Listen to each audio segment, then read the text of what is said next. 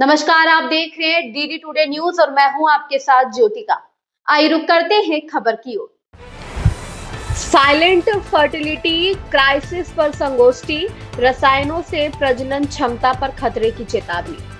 कानपुर में नशा मुक्ति युवा भारत थीम पर आयोजित राष्ट्रीय संगोष्ठी में विशेषज्ञों ने बढ़ते रासायनिक प्रदूषण और उसके प्रजनन क्षमता पर पड़ रहे प्रभाव को लेकर गंभीर चिंता जताई। सोसाइटी योग ज्योति इंडिया और अलंकृत फाउंडेशन के संयुक्त तत्वाधान में आयोजित इस कार्यक्रम में अंतर्राष्ट्रीय नशा मुक्ति अभियान के प्रमुख योग गुरु ज्योति बाबा ने कही कि सिंथेटिक रसायन, प्रदूषण और नशा मिलकर मानव फर्टिलिटी पर गहरा संकट खड़ा कर रहे हैं। उन्होंने चेतावनी दी कि भोजन में मौजूद केमिकल्स चुपचाप इंसानों की प्रजनन क्षमता को नुकसान पहुंचा रहे हैं, जिससे भविष्य में मां बनना भी चुनौती बन सकता है।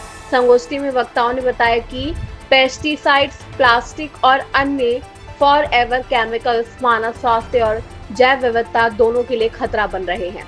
डॉक्टर धर्मेंद्र यादव और डॉक्टर अतुल मिश्रा ने भी कहा कि जलवायु परिवर्तन और प्रदूषण से मानव व पशु दोनों की प्रजनन क्षमता प्रभावित हो रही है। अंत में लोगों को रासायनिक युक्त खाद्य पदार्थों से दूर रहने का संकल्प दिलाया गया। संतोष प्रजापति की रिपोर्ट। बाबा जी, आज आपने क्या कार्यक्रम किया?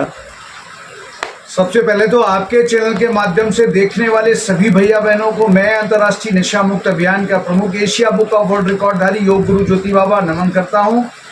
आज सबसे बड़ी जो प्रॉब्लम और दिक्कत बच्चों से लेकर के बूढ़ों तक एक ही आ रही है कि जो भोजन हम कर रहे हैं उस भोजन में केमिकल युक्त है। तमाम प्रकार की जो केमिकल्स हैं वो खाने को पचाने में, खाने को रखने में, खाने को सेव करने में, उगाने में जो खर्च किए जा रहे हैं वो हमारी थाली को जहर बना रहे हैं।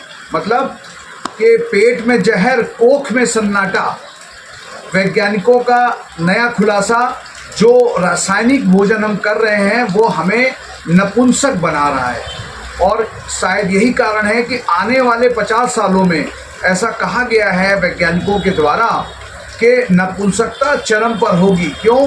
क्योंकि सबसे ज़्यादा जो बांझपन है वो ये केमिकल युक्त भोजन के खाने से हो रहा है। चाहे अब आप एक छोटी सी उम्मीद ले लीजिए, चाहे वो दूध हो, चाहे वो मक्खन हो, चाहे वो गेहूँ हो रेगुलर खाने वाली, चाहे वो दालें हैं, उन सभी में उनको उगाने में कहीं ना कहीं केमिकल्स का इस्तेमाल हो रहा है। जैसे गाय और भैंस हैं, ज़्यादा दूध लेने के लिए उनमें केमिकल्स का इस्तेमाल, केमिकल के इंजेक्शंस उनमें लगाए जा रहे हैं, ड्रग्स के इंजेक्शन लगाए जा रहे हैं और वो दूध हम लोग ले रहे हैं। और सबसे बड़ी बात है कि प्लास्टिक का जो बहुत ज़्यादा उपयोग हम लोग कर रहे हैं वो कहीं ना कहीं हमारे शरीर को केमिकल युक्त बना रहे हैं। इसलिए कहीं ना कहीं आज की तारीख में हम सब लोगों को ये देखना होगा कि कैसे और किस तरीके से इस केमिकल युक्त भोजन से बचें और ऑर्गेनिक फूड का इस्तेमाल करें। इसीलिए सरकारें भी जो है ऑर्गेनिक फूड को, ऑर्गेनिक खेती को बढ़ाने का काम कर रही हैं।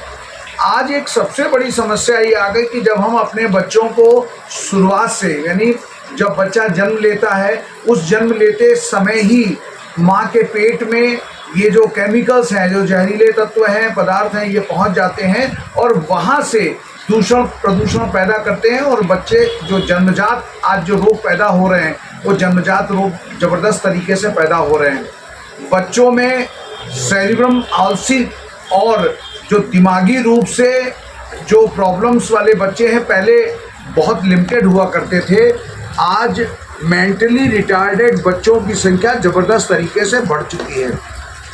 इसलिए हम लोगों को जो भोजन करना है वो ऑर्गेनिक भोजन करना है। और ऑर्गेनिक भोजन जो सरकार निरंतर बढ़ा रही है, मोटे अनाज के लिए सरकार जोर दे रही है, तो कहीं ना कहीं ऑर्गेनिक भोजन करना है और मोटे अनाज का सेवन करना है। तभी हम अपने पेट को जहर से बचा सकते हैं। वरना मार्केट में उपलब्ध जितने भी प्रकार के खाद्य पदार्थ हैं सभी में कहीं ना कहीं ऐसे केमिकल्स का इस्तेमाल हो रहा है जो केमिकल्स हमारे पेट में कैंसर उत्पन्न कर रहे हैं, हमारे पेट में कोलाइटिस उत्पन्न कर रहे हैं और हमारे पेट में अपच की जो समस्या है वो केमिकल्स उत्पन्न कर रहे हैं। इसलिए मैं आपके चैनल के माध्यम से देखने वाले सभी भैया बहनों से एक ही निवेदन करूंगा कि आज की संगोष्ठी में पूरे देश के लोग आए, लखनऊ से डॉक्टर धर्मेंद्र यादव आए, सभी ने एक ही स्वर में कहा कि वक्त आ गया है, समय आ गया है कि हम केमिकल युक्त भोजन से दूर हों और केमिकल युक्त भोजन से बचें। ऑर्गेनिक फूड्स को हम अपनी ज़िंदगी में ज़्यादा से ज़्यादा लाएं जिससे कि हम स्वस्थ रह सकें। वरना अभी कारण आपने देखा होगा कि जो बच्चे हैं, आज 20 वर्ष के पहले के बच्चों को ही बाल सफ़ेद हो रहे हैं, उनको diabetics pre diabetic, diabetic 1, diabetic 2 उनको होना शुरू हो चुका है। उनको बीपी की प्रॉब्लम बच्चों को होने लगी है। मेंटल प्रॉब्लम, सबसे बड़ी बात है, मेंटल प्रॉब्लम बच्चों को इस केमिकल युक्त भोजन के कारण हो रही है।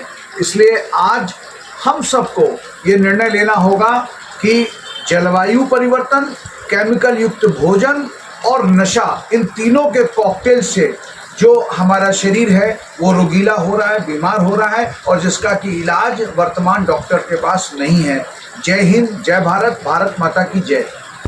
इस खबर में बस इतना ही। बने रहिए डीडी टुडे न्यूज के साथ।